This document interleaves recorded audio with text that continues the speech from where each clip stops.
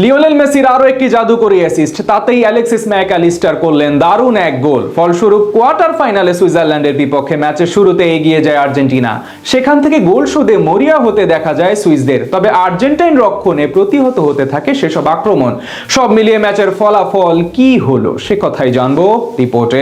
জিতলেই নিশ্চিত হবে সেমিফাইনালের টিকিট, হারলে ছিটকে পড়তে হবে শিরোপা জয়ের রেস থেকে। আর এমন সমীকরণকে সামনে রেখে সুইজারল্যান্ডের মুখোমুখি হয় বর্তমান বিশ্ব চ্যাম্পিয়ন আর্জেন্টিনা।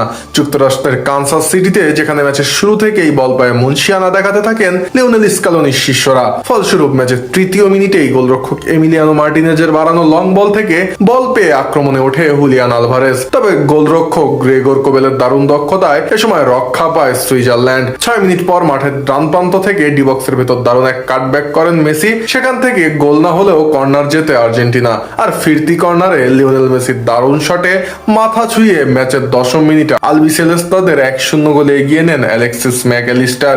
এ সময় মাঠে উপস্থিত আর্জেন্টাইন সমর্থকরা বাদ ভাঙা উচ্ছ্বাসে মাতেন।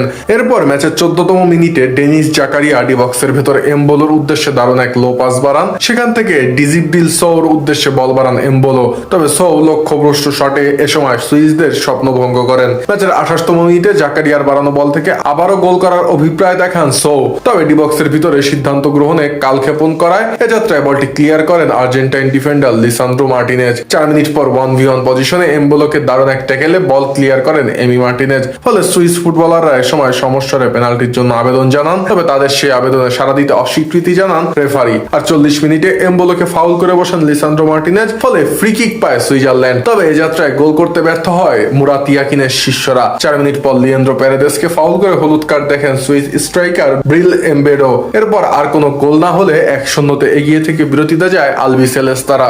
বিরতি থেকে ফিরে আক্রমণে ধার বাড়ায় সুইজারল্যান্ড। ফলস্বরূপ দ্বিতীয়ার্ধের মাত্র দ্বিতীয় মিনিটেই নিকো এলভেদির বাড়ানো বলে গোলমুখে শট নেন ফাবিয়ান রেইডার। তবে এ সময় তার সেই শট আর্জেন্টাইন ডিফেন্ডারের গায়ে লেগে প্রতিহত হলে এমি মার্টিনেজ বলটি দখলে নেয়। এরপর ম্যাচের 67 মিনিটে লেফট ব্যাক রিকার্ডো রদ্রিগেজের অ্যাসিস্টে দারুণ এক গোল করে সুইসদের সমতায় ফেরান দান এন্দোয়ে। 4 মিনিট পর এমবোলোকে ফাউল করে হলুদ কার্ড দেখেন আর্জেন্টাইন মিডফিল্ডার লিয়ান্দ্রো প্যারেদেস। তবে এ সময় মাঠে উপস্থিত রেফারিকে ভিডিও অ্যাসিস্ট্যান্ট রেফারি শরণাপন্ন হতে অনুরোধ করেন প্যারেদেস। তার মতে তিনি এমবোলোকে কোনো ফাউলই করেননি, বরং এমবোলো মাঠে ফেক ডাইভ দিয়েছেন। আর ভিআরও দেখা যায় যে সত্যিকার অর্থেই ফেক ডাইভ দিয়েছেন এমবোলো। ফলে ম্যাচে দ্বিতীয়বারের মতো হলুদ কার্ড দেখেন সুইস এই স্ট্রাইকার। তাতে রেড কার্ড দেখে মাঠ ছাড়তে হয় এমবোলোকে। ফলে 10 জনের দলে পরিণত হয় সুইজারল্যান্ড। এরপর নির্ধারিত সময় আর কোনো গোল না হলে খেলা করায় অতিরিক্ত সময়ে, যেখানে অতিরিক্ত সময়ের দ্বিতীয়ার্ধের 7 মিনিটে গোল করেন হুলিয়ান আলভারেজ। এ সময় তাকে অ্যাসিস্ট করেন হোসে লোপেজ। আর ম্যাচের অন্তিম লগ্নে লাউতারো মার্টিনেজের গোলে